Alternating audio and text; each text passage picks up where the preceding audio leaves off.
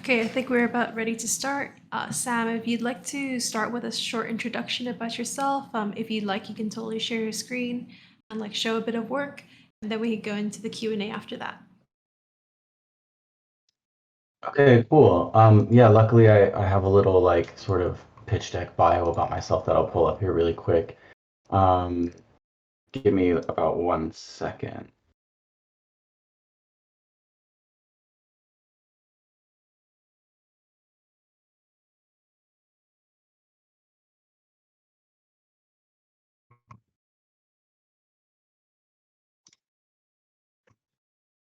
Okay, here we go. Cool. So a little bit about myself. Yeah, my name is Sam J, or like my artist sort of alias Sam J Studios. I'm a non-binary drag artist, performance artist, working also, of course, with digital fashion as just a means of expression through like my body and performance and how those things all relate to like our identity. Um, um, so a bit about my background is that I have a degree in graphic design and got involved with NFTs about 3 years ago, almost exactly actually 3 years ago. Um, Once I finished art school and was trying to figure out like what to do, I was already sort of freelancing through Twitter and discovered like NFTs and saw people like selling on Super Rare and Rarible and stuff like that. So I got started through that, and then um, given my background with sort of like digital media and design and graphic design and all of that, and then my sort of hobbies with drag and makeup and fashion, I just sort of combined everything into what became like performance art NFTs in a sense within the crypto art space. And naturally, that led into collaborations with other fashion brands and magazines and stuff like that, just through using fashion as an expressive medium in art throughout my career as an artist. These are some of the projects and press coverages that I've had with both across like digital and physical media, I guess. So I mix a lot of um, physical fashion and digital fashion and kind of relate it all back to beauty and identity and how those two things kind of correspond with each other.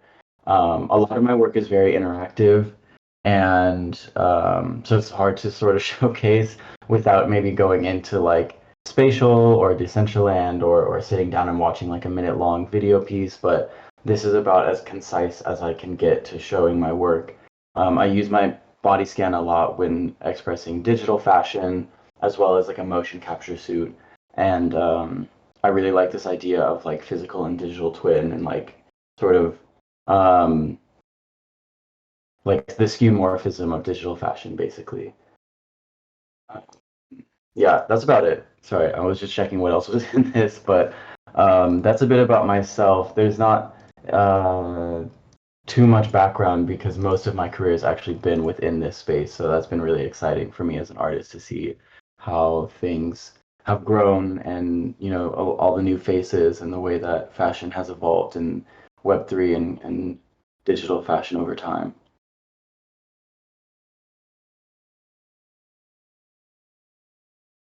Thank you so much for a short introduction. So if anybody wants to ask a question, please feel free to press the speak on stage or ask questions in the chat bar on the side.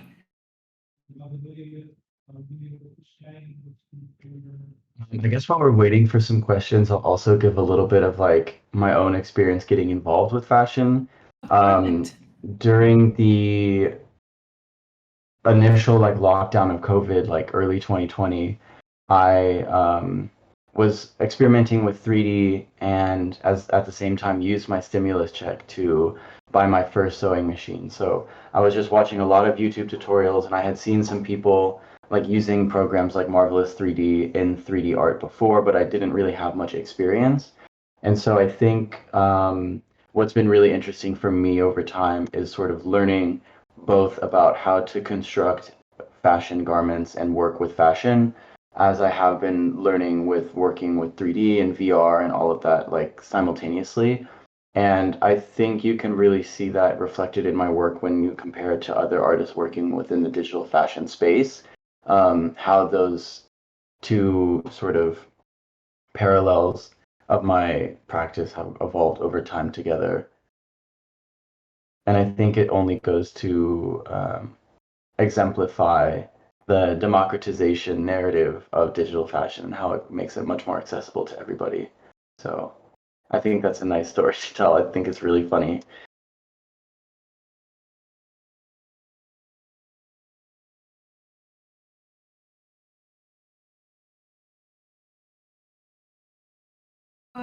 Does anybody have any questions or comments on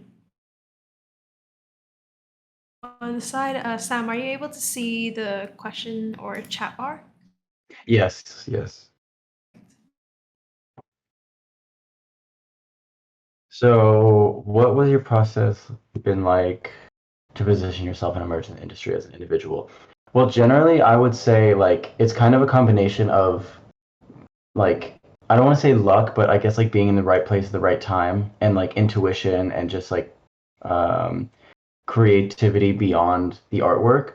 So I think what really helped me was sort of what I spoke about at the beginning was like using the skills that I already had, which was like, traditional media, graphic design, art background, and pulling in these things that no one else had done. Like I remember finding NFTs and thinking, I don't want to limit this conversation to NFTs. I think this goes beyond anything, but I found the like crypto art space and thought like, okay, I've always been sort of doing drag as a hobby, and that didn't really relate to graphic design. And so how could I, but like now I feel like with this new digital art movement, I could combine these two things and use it as a way to like leverage highbrow sort of art culture and drag and my background in design all into like one thing. Because I felt there was no solid definition for what an NFT could be or what digital art could be at the time. And so I say it's the right place at the right time because it was so small. That's immediately how I got recognized. Like no one was doing what I was doing at that time. I still wouldn't say like most of what I do is still pretty unique, but generally like it was really easy to stand out from the crowd and everyone was able to sort of pay attention at that time because it was such a small community. And I think a lot of it was just investing in the community that I was developing with, like making friends with other artists and just being patient and having enough conviction in what I was doing, even though it was very different and it had its own trajectory. Um, but generally, I would say finding like that niche that suits you and like gives you the support to and encouragement to continue the unique ideas that you're sharing with the world and having that conviction in yourself as well, so even when things are a little bit difficult, you know that you're always going to be like moving in the right direction. So when fashion brands started entering the space, I had sort of aligned myself with the queer art community and um, a lot of like different marginalized communities within the space were aligned. So like the POC artist community and the queer art community, and also like there were a lot of women in Web3 communities that were all sort of like watching each other's backs. And so I remember, for example, like the curation for the first crypto fashion week, I believe it was called, in like February of 2021. I just kind of did that as a favor for a friend of mine, Lady Phoenix, and we were all just doing it for fun. Like there was literally like it was nothing official. It was just like, oh, this is cool. Like let's kind of invest in this space together, see where it goes. And now Lady Phoenix is building really cool shit, and I'm trying to build up some cool shit. And now we're in different positions where we can actually like help each other grow. And so I think it's just kind of having the conviction in yourself and finding the community that like enables you to follow that creativity for sure. I hope that kind of clarifies it. It's a hard question to answer, but a really interesting one. I think everyone has their own path. So another question: what advice would you give someone coming into the digital fashion space now? Where would they start? Honestly, I have no idea because I think the space now with digital fashion is still really small. So I think it's still very easy to stand out. I think what helps me a lot is figuring out like where do I want to be in, let's say, 5 years from now. And when I wake up tomorrow, what can I do like that will help me get there? Because I think what I've noticed as a creative in the industry is that we all believe in ourselves and know what we're capable of as creative individuals. And sometimes it can be difficult to express that like future vision and how we believe in ourselves to everyone else. And so if you think of where you want to be in the future and then start trying to like um, lead your audience to that or lead the people who follow you and are watching your work to where you see yourself, then that can be very beneficial. Because, for example, I think Danny Loftus, who was also speaking in this cohort as well, she just started writing about digital fashion as like a journalist and an influencer at the beginning because she saw no one was doing that and saw herself like, participating in this sort of like revolution of digital fashion. And so she just started with a blog and then has a whole platform.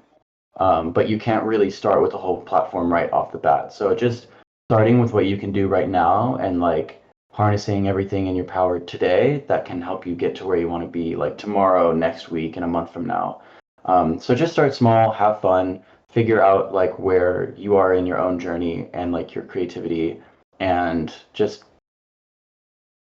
be patient, I think, as well, and see where the opportunities come up from. What are some challenges you faced going from traditional performance art to merging your craft with digital? So actually, that's really funny because I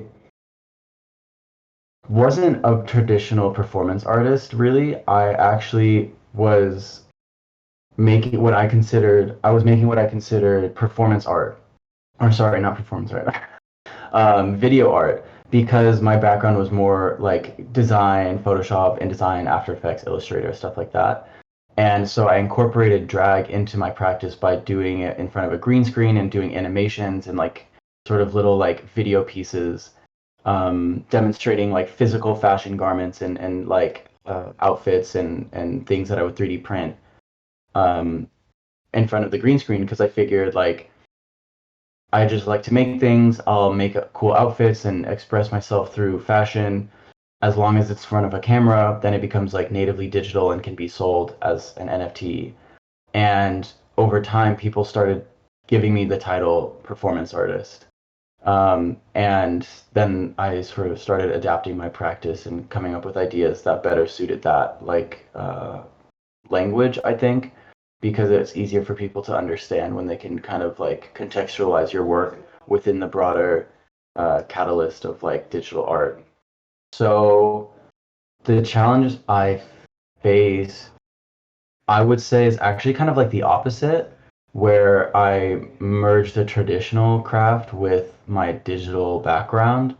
And I would say that's really difficult because I have a lot less knowledge of like the historical context of performance art. So I've like one of the first things I started doing was like talking to some of my other friends that I do know have like, traditional training in like contemporary dance and movement and performance and asking them about like the origins of performance art and how that affected their practice and things like that. So I could understand better like how it informs my practice. And that goes the same for fashion as well. Like when I was making those early video art pieces and learning how to sew and all of that, I would listen to this amazing podcast called Dressed, The History of Fashion.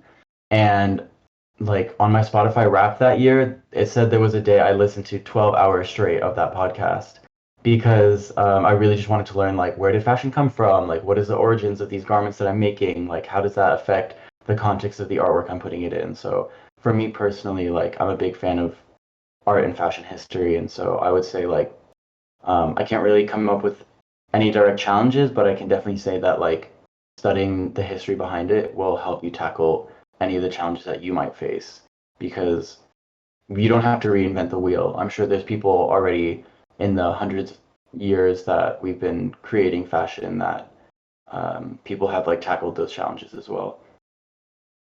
Do you feel that digital fashion has added to the diversity of the whole industry, of the fashion industry? How do you experience the traditional and digital fashion communities? Okay, this is a long question, so I'm gonna try to answer it concisely. Do you feel digital fashion has, um, I don't, so actually I'm gonna answer these out of order. So how do I experience the traditional and digital fashion? I feel like the traditional fashion industry is trying to learn how to create products out of digital fashion. And right now, digital fashion is most, in my experience, most relevant to gaming communities. I grew up playing Counter-Strike, so my expertise is like in Counter-Strike skins. Now you've got like Fortnite and Roblox and like every game with a, battle pass. And that's the most effective way to share digital fashion as a product. And a lot of these traditional fashion uh, companies, they really lead with like product first. That's the most important output from their company. So when they're looking at digital fashion, they try to figure out how they can contextualize it as a product. And so we just recently saw over the summer Dior launch their NFC chip shoe that has a digital twin. Again, it was led with a physical product. Same with the Louis Vuitton Via trunk.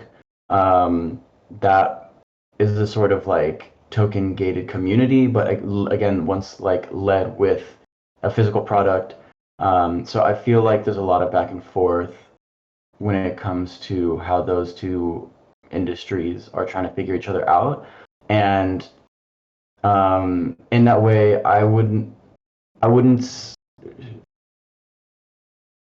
say that actually a lot of people leading the fashion industry right now are people who either went from fashion to gaming or went from gaming to fashion. And those multidisciplinary like approaches to digital fashion and how it kind of leads the innovation of traditional fashion is what's really important right now. So um, I think it hasn't quite added to the diversity because we're still developing like the products of digital fashion, but eventually it will. And I think, like I mentioned before, it will like democratize the participation of fashion. And I think a big problem right now as well is like the consumers don't necessarily see like digital skins as fashion per se.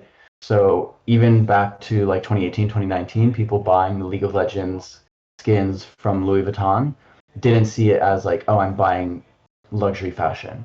They saw it, I think, probably as like buying really cool, like clouded, like hype beast skins for their favorite League of Legends champion.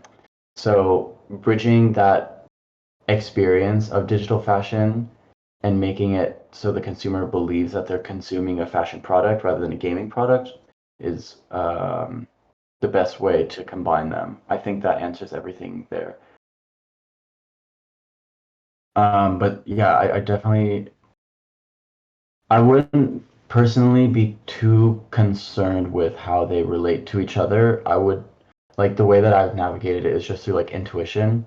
And for me, I just sort of like focus on the expressive nature of fashion and like whether it's digital or physical, um, and how that context affects like the actual um, nature of the garment.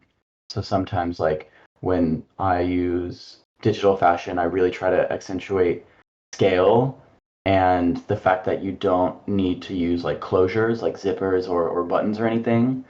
And the fact that you can do like floating garments, anti-gravity, there's no gravity in the metaverse, like, and you can do animated fabrics and materials. So there's a lot of interesting things that you can do with digital fashion. And then when I'm working with physical fashion, it's like some other things are much easier to do, like doing ripped holes and distressing, or like lace details, or um, like embroidery or anything like that. Like I'm not really great with working with, detailed materials and UV mapping and all of that of digital fashion. So when it comes to like physical fashion, I try to emphasize those things which I find easier to communicate through the physicality. So next question is that subjects such as the subconscious communication is something hard to communicate tangibly. Love to know what's your method and mindset behind effectively communicating these concepts through your work. What advice do you give to express such concepts? So definitely writing and speaking. Like I really about the artwork. So I think it's really important to um, like for me personally explain to the audience what my intentions are behind the work.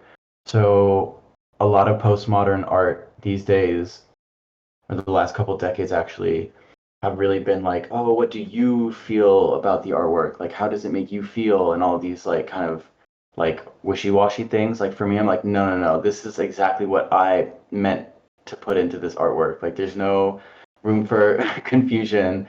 I try to write at least like a couple hundred words about each of the artworks I have, or do a lot of like speaking about it, and um, whether that be on panels in real life or um, on Twitter Spaces or whatever. I know it's like really boring, but I have like a pitch deck for each one of my artworks actually.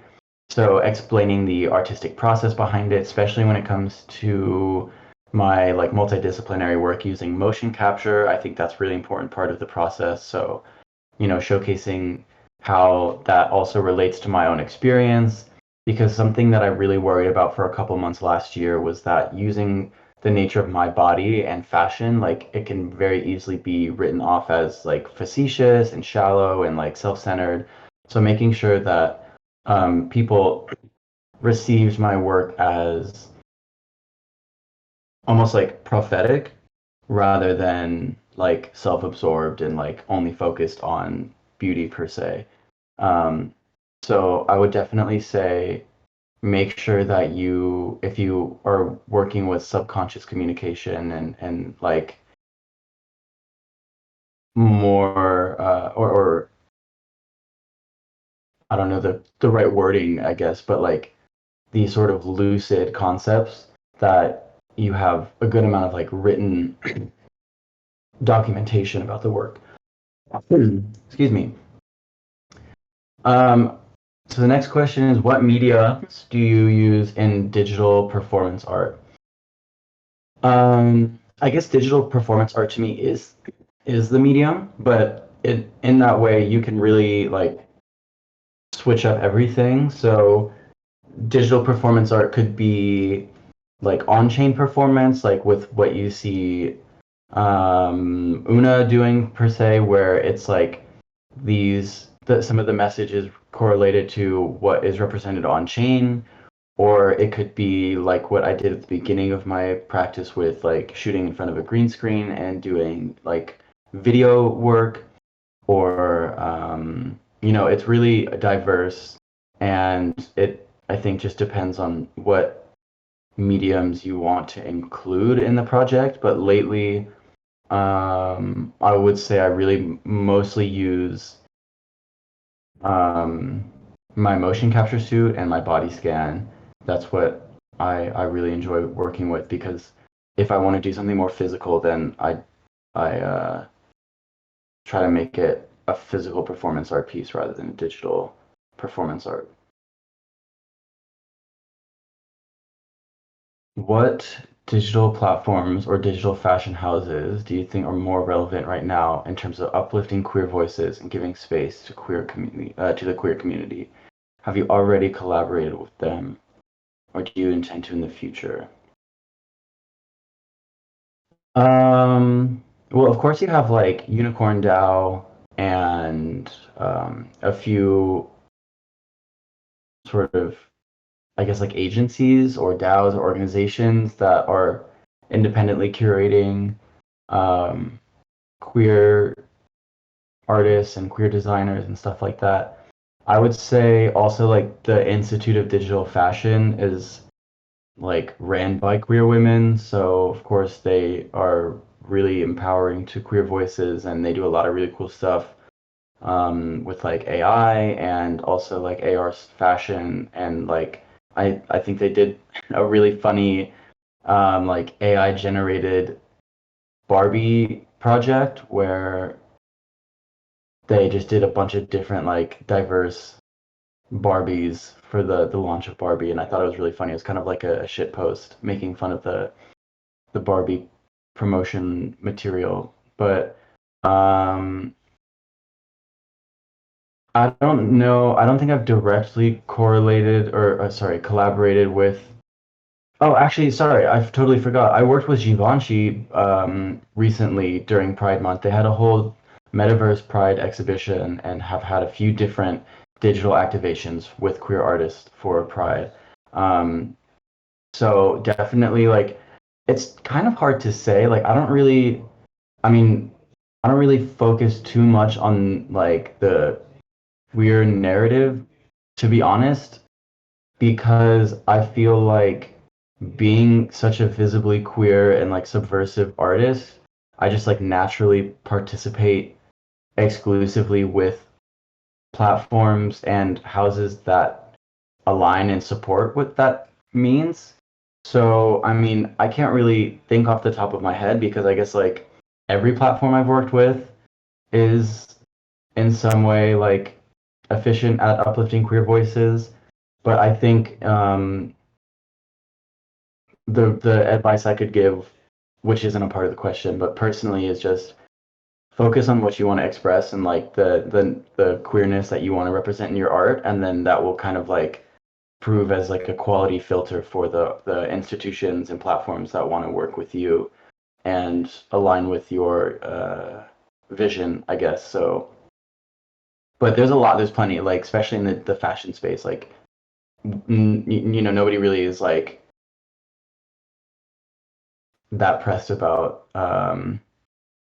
you know, any type of gender or sexual expression or whatever like that. I think people just appreciate like authentic creativity, and of course that lends itself to queer art as well. Oh, we have a follow-up question. So regarding this last question, how have you dealt with systematic bias in crypto ecosystems as a queer artist? Have you found any challenge on that topic? How close-minded? Oh yeah, for sure. So kind of like what I was saying, it acts as a filter. Like it's a little bizarre because I feel like my career in the art side of the oh wait, hold on. I'm gonna revisit the last question. Digital platforms that uplift queer voices definitely like obviously vertical crypto art. Like we have been working together like and you know running around together in this space since the beginning for like 3 years now, and I think like Nicole and the team here have been really incredible at like uh, curating diverse shows and including me in their activities of any kind. I don't know.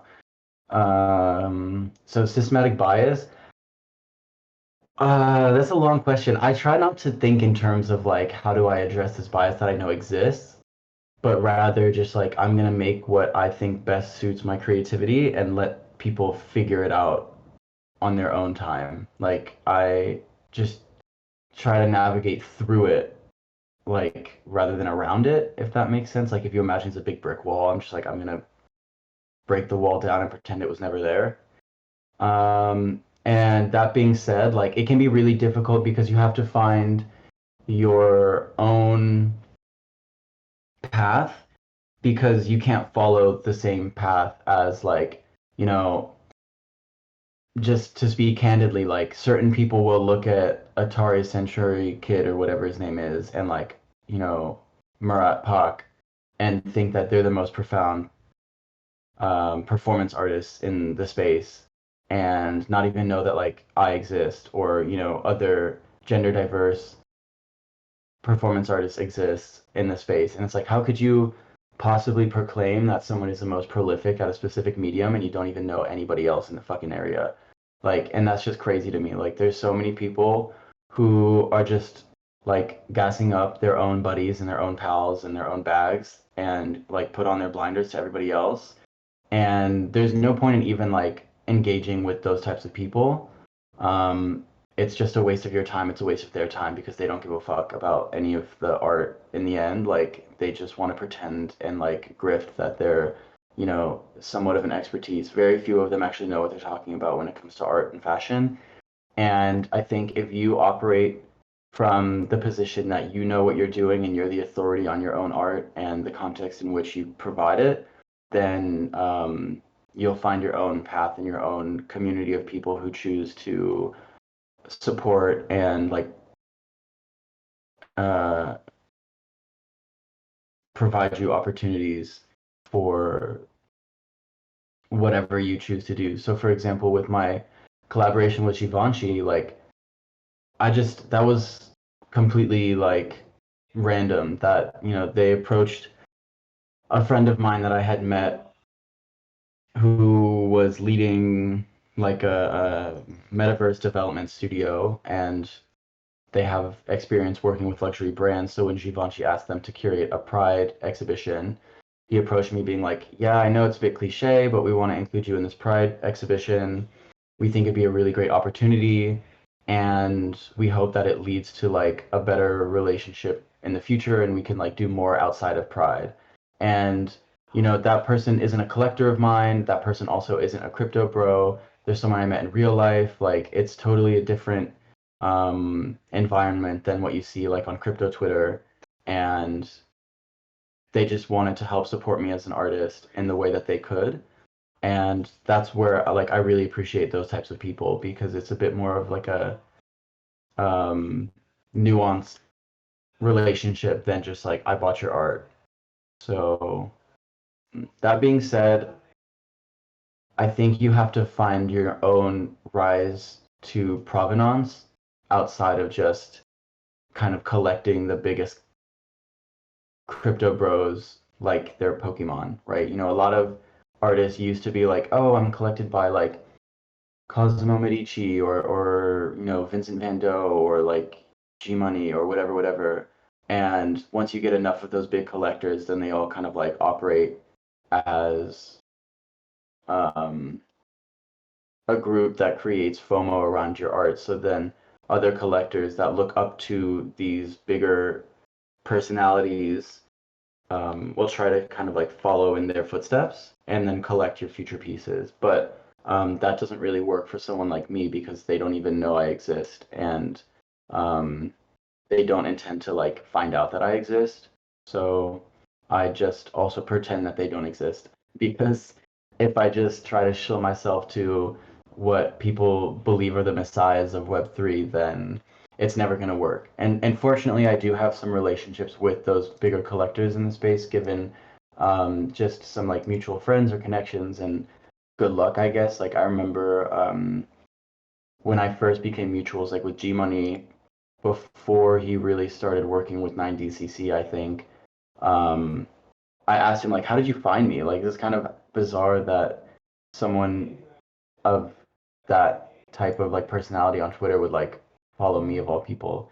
He was just like, "Oh, you posted something like I don't know, like some shit post making fun of something, and I thought it was funny." So part of it is just like, yeah, be yourself. And now G Money and I would consider ourselves like at least acquaintances, and like I like to support what he's doing with digital fashion, and he supported me as well. And so I think just by maintaining your authenticity, the people who align with it and support that vision will um, figure it out and kind of catch up to you.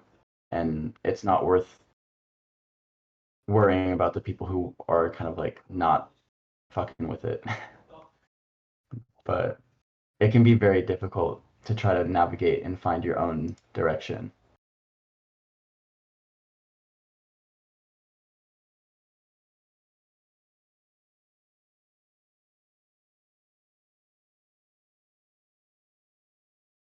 Yeah, okay. So the Adonis Barbie, that was really fun. I'll try to pull up a link for that post from the Institute of Digital Fashion from the Barbie, the AI Barbie, because it was really great.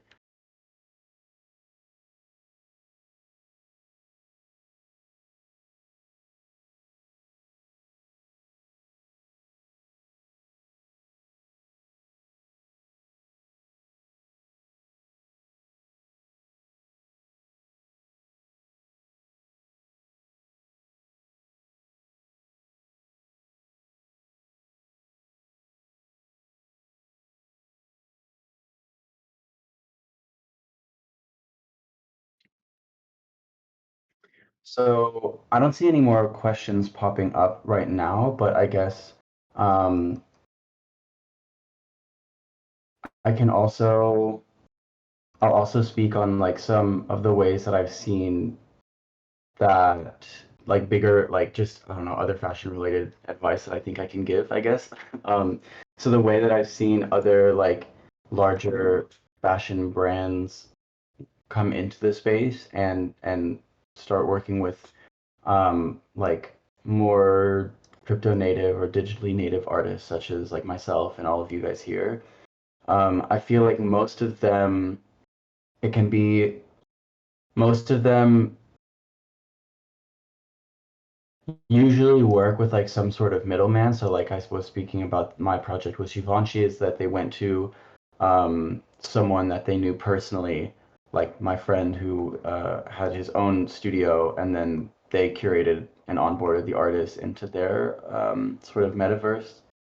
And then as well, when I was working with Gucci last year, they approached Super Rare to do the curation.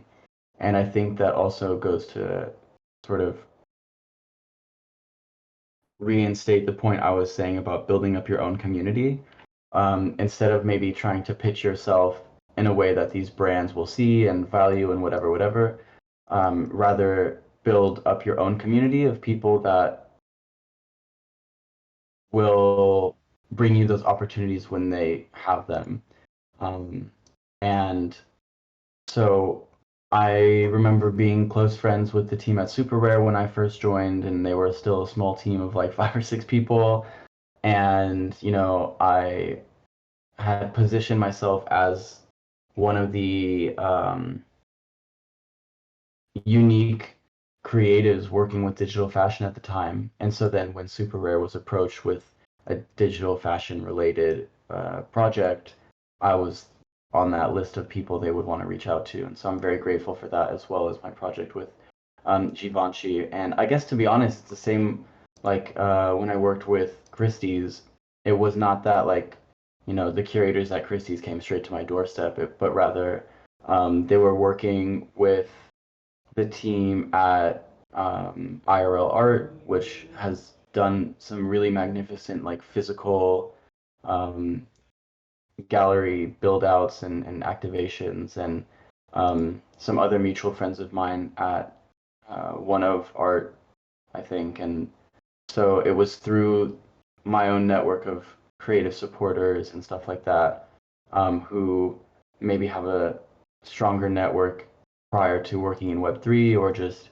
are in the right place at the right time, that then to be on their call list of artists that they want to work with. I think that's the best way to kind of position yourself moving as a digital creative, especially in digital fashion. I think right now digital fashion is like a very important place to be um, when it comes to working in Web3, because so much of this space is speculative and like up and down and can be really stressful. But the fashion industry is like notoriously moves at the pace of a dinosaur and is really, really slow. And sometimes that can be very difficult when you're looking to like innovate and iterate.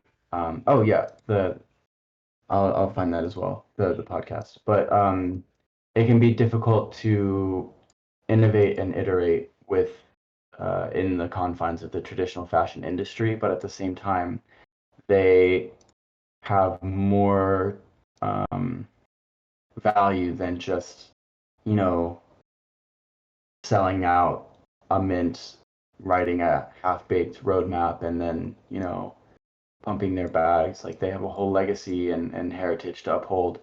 So in some ways, like working in the digital fashion industry is a bit more anti-speculative, which can really help kind of balance out like the insanity of the crypto market that's sort of running as the undercurrent behind all of this work, which I really appreciate actually is like the sort of grounded nature of that traditional industry. So the podcast I spoke about before called Dressed, The History of Fashion. It's been running for a really long time, a couple years, but I recommend actually like listening from the first episode, like the oldest episode, to the newest episode, because um, the way the show is kind of formatted, from how I at least listened to it, was that they kind of go in chronological order a little bit from like the House of Worth and kind of the invention of like couture and then into ready to wear and all of that. And so you can get a pretty comprehensive um, fashion education by listening to them from the oldest to the newest. And then once they kind of like reach more contemporary fashion, they do really cool interviews with um, costume designers or contemporary designers or like models or whatever.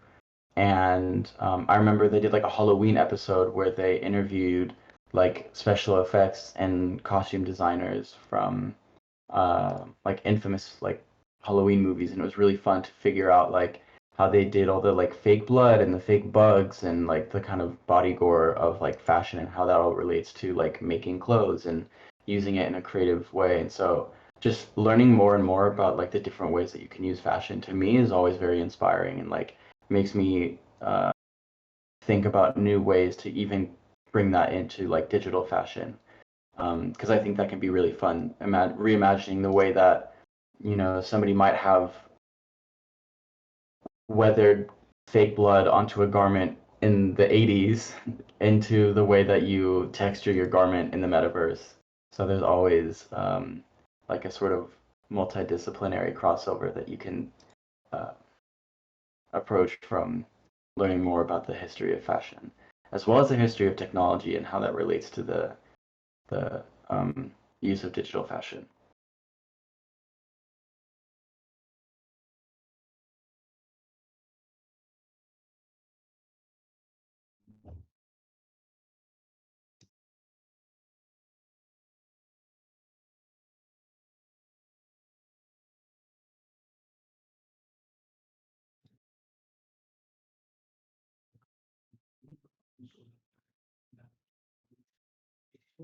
While we're waiting for some more questions, I also would like to ask you guys maybe what do you think is the most valuable information you've learned or at least hope to learn while you're participating in this residency? Because I think it's really important to also know like what um, sort of puzzle pieces we're trying to put together here in the future. So what are the key programs you should learn as a new digital nomad? Clo 3D, Unreal Engine, anything else? Yeah, so definitely, obviously, like Clo 3D or Marvelous Designer, either one, to be honest, to me is like it's basically the same thing. Clo 3D, I think, is a bit more industry standard. Unreal Engine is like unbelievably powerful and it's free, which I think is just like so crazy to me. I think that's awesome. And I definitely recommend Blender for sure. Like Blender's pretty hard to learn, but Blender can render out some really beautiful stuff. They have some pretty good native cloth animation and simulation as well. They have really good like hair sim, and body rigging, modeling, texturing, all of that stuff. I'm trying to learn it right now because I spent the last 3 years working with Cinema 4D and Redshift, but I did not feel like paying $700 a year for that subscription when Blender's free. So I'm trying to learn Blender now, and that's a bit interesting. But I think what is also really important would be learning how to work with like rigging and posing models and like using programs like Mixamo, which is, or I guess it's a website, but it's by Adobe, and it has a bunch of like preset walk cycles and stuff like that. I have a motion capture suit which I got from Rococo back when ETH was like 4 grand, so I'm very lucky about that. But so I try to do a lot of my motion capture and like posing in real life actually. But you can get a lot of really efficient and effective um, models and walk cycles and poses from Mixamo, or even just like a base pose where you're like, oh, this is cool, but it's not exactly what I want. And um, I'll just download it to get my rig where it needs to be like halfway, and then I can like fix the rest of it. So I would really say like rigging and learning those like walk cycles is really important. And one of the biggest critiques I see from non-digital fashion native participants and viewers and audience members of the things that we produce is like, oh, why does it look kind of like glitchy when it walks or something like that? Because even though it feels like what we're doing is very, very new, we're kind of competing at the same time with like AAA gaming and Hollywood and all of these things that have like CGI studios, and people are used to seeing really, really seamless, fluid animation. So figuring out that side of it, and like with Mixamo as well, you can kind of mix and match the different walk cycles and poses and stuff. Um, I have no idea how to do it in Blender, but I know in Cinema 4D, it's like, I don't know, like action sequences or something like that. And I think if you can get that down really, really well, that's a huge, huge feather in your cap of a digital nomad for sure. So being good at like rigging and Blender and all of that is really, really important. Um, yeah, Cinema 4D is I don't understand how it's still in business to be honest, because these days Blender's so good. I just think that it's maybe a little bit more intuitive for people who don't uh, come from 3D background. Like Cinema 4D looks a bit more like an Adobe program. But yeah, I don't have a student license anymore, so I wish it was $2 a month. So I was also thinking about the whole like rigging conversation from Joyce as well. I think what I do is I actually will go through like Pinterest or my coffee table books or whatever and look at poses from editorial magazines and pull those into the way that I rig my models and stuff like that as well. Because a lot of people will just put on like a native walk cycle or something really like just normal. And I don't think that necessarily takes away from the expression of digital fashion. It serves like a mannequin, right? Like if you see a mannequin in the window with a garment, you're not like, oh, that garment is uglier because it's just on a stiff mannequin. But if you were to see that garment on a beautiful like runway model down the catwalk like Naomi Campbell, it makes the model or it makes the garment look so much better. And so if you can figure out how to pose your garment and your models in a way that elevates it beyond just the default walk cycles or whatever, that really I think provides a huge benefit and will help stand out from the traditional um, or not traditional, but like kind of like the standard way people are used to consuming digital fashion.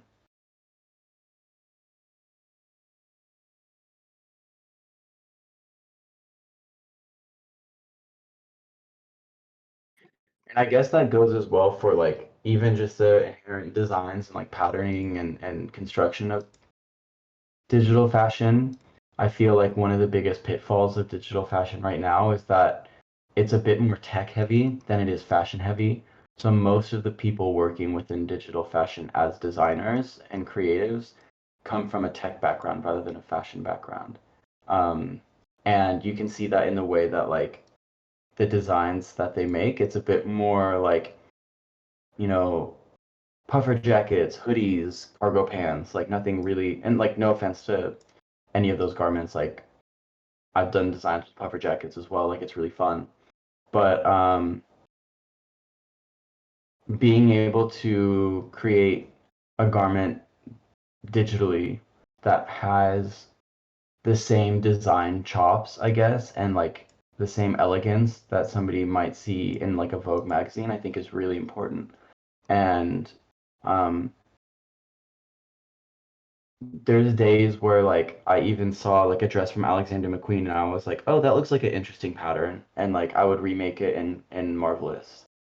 And I think that really like knowing how physical garments are constructed and understanding the nuances of like physical fashion design can really help elevate your digital fashion design, as well as like the sort of history of fashion construction and everything I was speaking about before about the context of your work and just elevating it beyond like what people expect to see. That goes for Midjourney as well. I've been using recently using Midjourney and writing prompts and everything like that, and I found it's like so quick to create like very beautiful prompts when you can kind of write within historical concepts or yeah, historical context.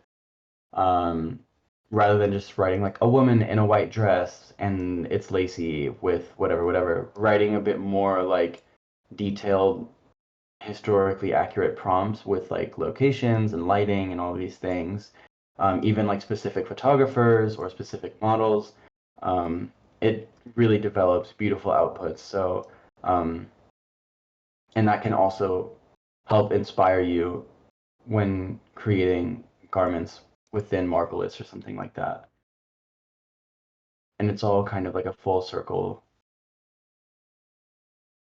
creative process, I would say, you know. So knowing how to make beautiful Midjourney outputs, and then if you want to take that and turn it into like actual digital fashion through Clo3D, you can kind of approach that output from Midjourney and deconstruct it and repattern it in your mind when creating it in Clo3D or Marvelous Designer, and then with the context of like how it would have been made in real life, and then that all like helps you make very, very refined, elegant kind of solutions for digital fashion.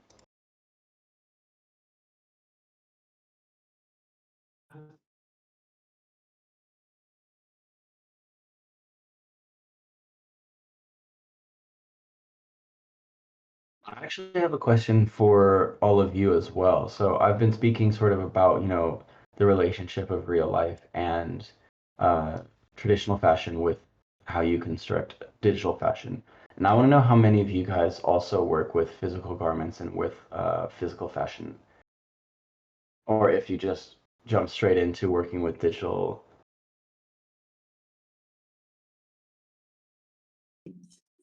Hi. Hello.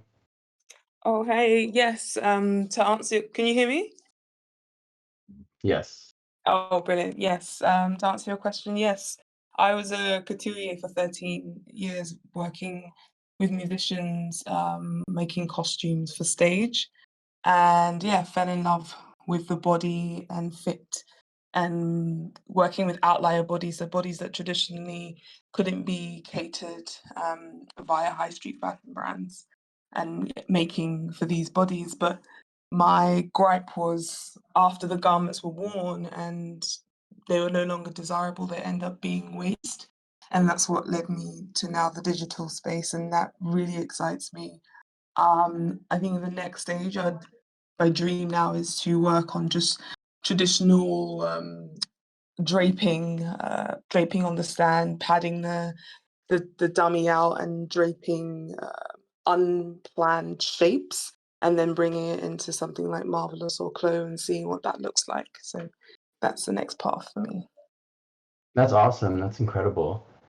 Um, I think, what's your experience been with trying to drape within Clo3D, like as a native creative process, and maybe like reverse engineering that? Have you tried doing that? Yeah. So when I've worked in Clo, it wasn't the best, and I feel like I just used it just purely to see, firstly looked at the standard templates and see how I can work on fit. Fit was a bit of a challenge for me. So I said to myself, the next thing would be to work really in real, get that right. And then when I bring it into the digital space, I know that the fit on that particular shape will be beautiful. And then I can just, it's child's play, and it's more about changing shapes. Because there's a battle between two spaces. There's a battle between creativity and a battle between fit. And from my background, I've always focused on fit first, and then what you can do, whatever the heck you want. Because when you design before fit in mind, you create this amazing magical piece. But when it's in motion, like as a digital asset, it doesn't flow correctly, or it's glitching, or you can see that the seams are pulling apart. So yeah, from my pathway would be get some kind of fit right, and then go child's play on it. Where do you see the fit going wrong when it comes to digital garments the most? Like, is there specific areas, like maybe like around the arms or the like? Yeah. So then what's interesting is whatever is fit, whatever fit issues you have in the digital, you also have in the real as well. So the normal ones are the crotch. If you're making a pair of trousers, crotch depth, and how to remove the excess material based on someone's body shape. So that's one key one. Um, and of course, armhole, when the armhole is too tight, and then making sure that you lower the armhole correctly, but not too much so it gapes in an not an organic way.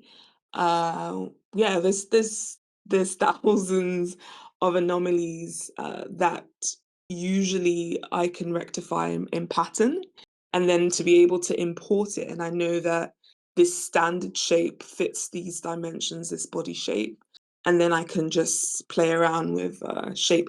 The reverse of it would be to do the pattern, like do the random pattern in Clo, then downloading it, printing it out in real, and seeing how it would look on the physical body, correct the fit, rescan. I know it's long and winded, but if you have a good and strong, solid asset that you know that you can manipulate and play with, and you know it works both in the real and the digital, I think that's where like the cross physical and digital world will work. And that's what a lot of fashion houses are wanting.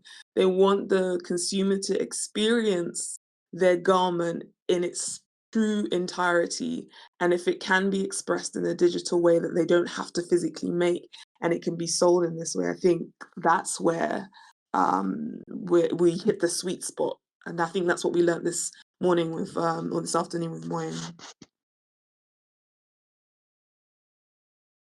Yeah, there's been a lot of like back and forth with digital fashion and when it comes to the different forms of manufacturing and prototyping, and also now on like the consumer end as well. It's been very interesting. I'm currently based in Amsterdam, where there's a headquarters for PVH, and I know that like brands like Calvin Klein and Tommy Hilfiger have been using digital fashion to prototype their collections for like at least like 4 or 5 years. So it's exciting to see how that will then come to the like consumer end.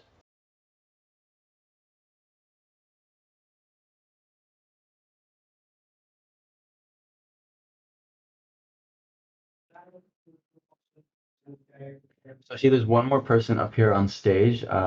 If you wanted to go ahead and ask a question. Andrea, I saw you came up on stage. I'd just like to let everyone know we're also coming up on the hour. So, well, we're a little bit past the hour, but if Sam, if you're comfortable to stay for a little bit longer, that's absolutely fine as well. Yeah, I can stay for a little bit longer.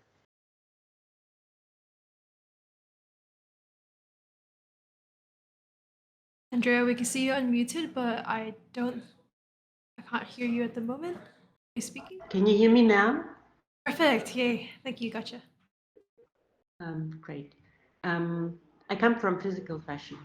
I was trained at the University of Arts studying with Vivienne Westwood, so I have couture and pret-a-porter experience. And in the chat, I've just uploaded a thing I did for a museum, which was a Dior couture gown, which I actually draped in cloth. So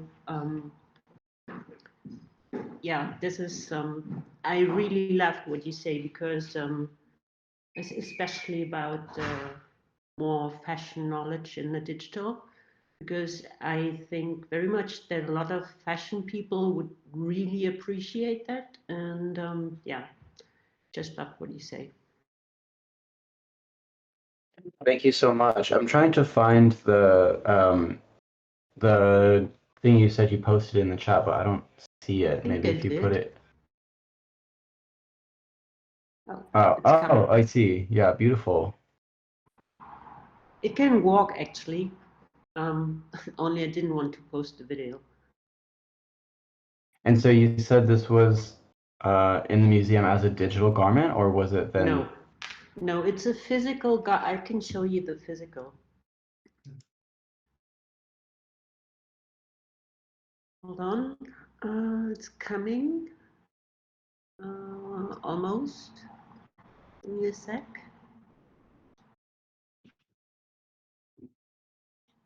I have too many.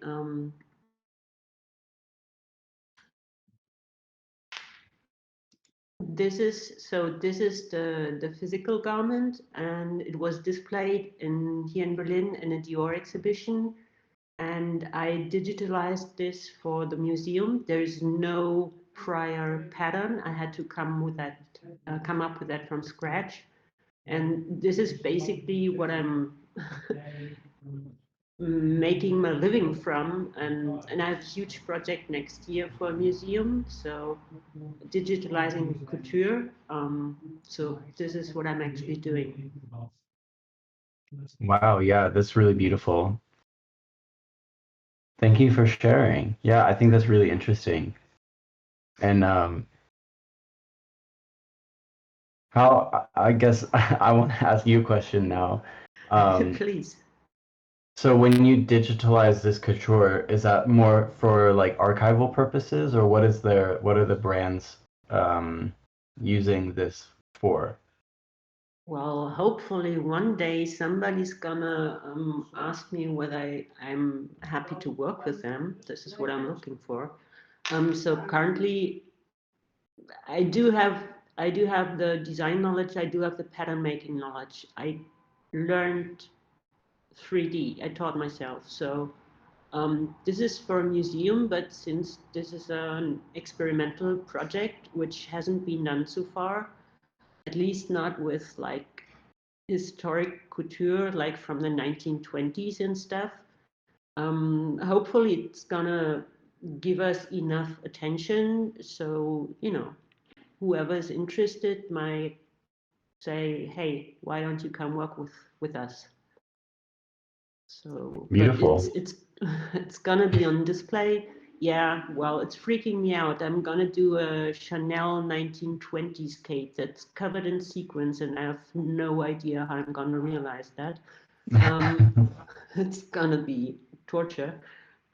Yeah, but happy to share in any which way. So Yes, please keep us updated. It sounds beautiful. thanks so much. Yeah, just want to. I think we should wrap up around here. The recordings get a bit long. So, Sam, if people would like to reach out to you, via like I suppose social media, email, like which would be the best way to ask you more questions? Yeah, I mean, Twitter or Instagram, both of my DMs are open. SamJ Studios on all platforms. Just shoot me a message. Not on Discord, to be honest. I have some weird ass privacy settings on Discord just because it's like very like suspect with bots and everything. So Yeah, if you want to reach out to me, just send me a message on Twitter or Instagram. Perfect. Well, thank you for coming to the AMA today, sharing your knowledge with the 7th cohort. We're all very thankful for your being here. Does anybody have any last questions or comments? Thank you so much for having me. It's been really amazing to answer all of these great questions and get to meet you all. And thank you to everyone who also shared their advice and experience.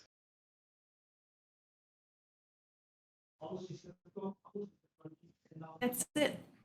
Everyone for coming. Have a nice weekend. Bye. Hope to talk to you guys later on socials.